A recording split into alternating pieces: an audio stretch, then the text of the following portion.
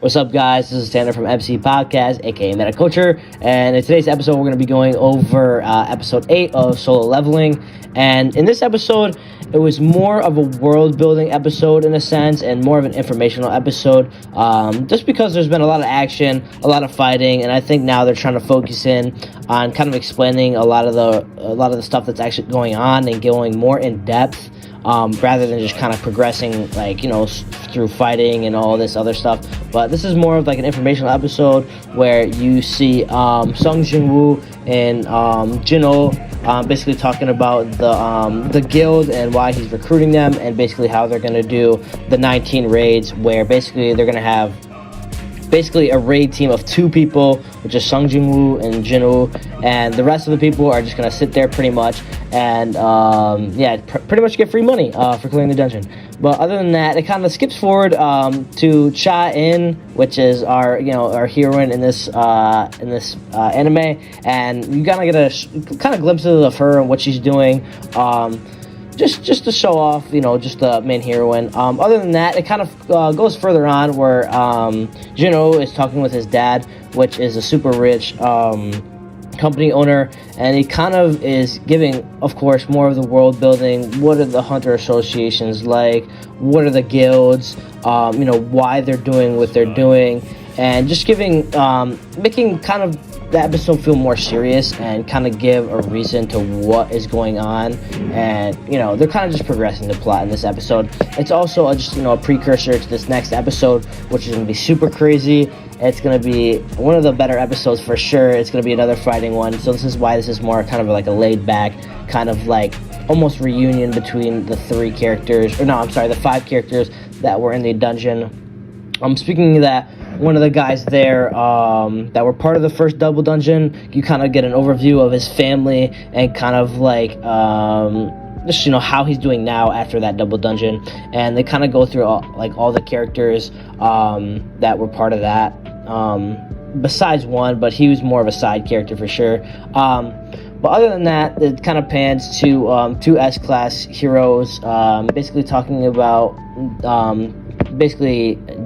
Jin-oh's dad basically recruiting S-class heroes and stuff, and they're worried about it because they are guild leaders, so that's basically what's affecting them as well. So they're just, once again, progressing the plot. Other than that, they talk about the Jeju Island, which is a serious note, and something really important that you want to take in a note here is during this episode, there's a scene where there's this guy who has a case, and he says, "I need you to kill them." This is very important for the next episode. It's gonna go more into it next, but that was a really small scene where it was of pretty good importance.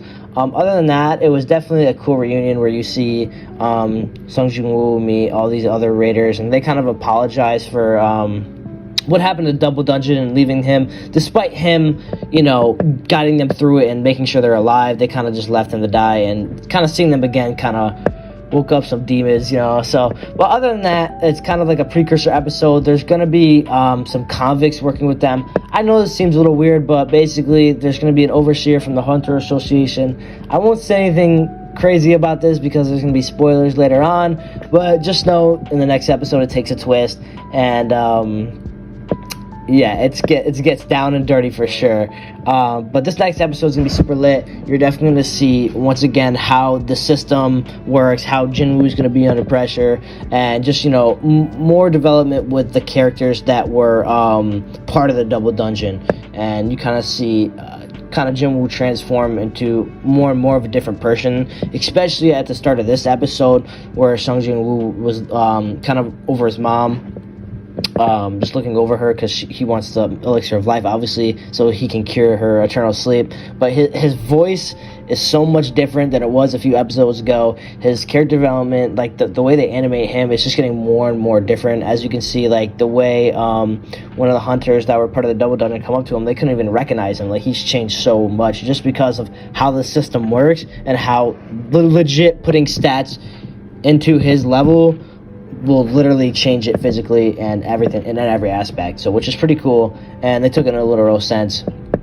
obviously, as you can see. But this was a dope episode. They're entering a dungeon, and it's gonna get lit. It's a super sick episode coming up next. I hope you guys are excited for this next one. I've just been enjoying the series so much. I just wish there was more than 12 episodes, because I just want to see this through and through. And I know that's not going to be possible, but that would be a great thing. But other than that, you guys should try the webtoon for sure. It definitely gets way further into it. There's so many cool scenes, and then it's actually colored, so black and white sometimes throws people off, especially when it comes to manga, but this is colored. It has a lot of action.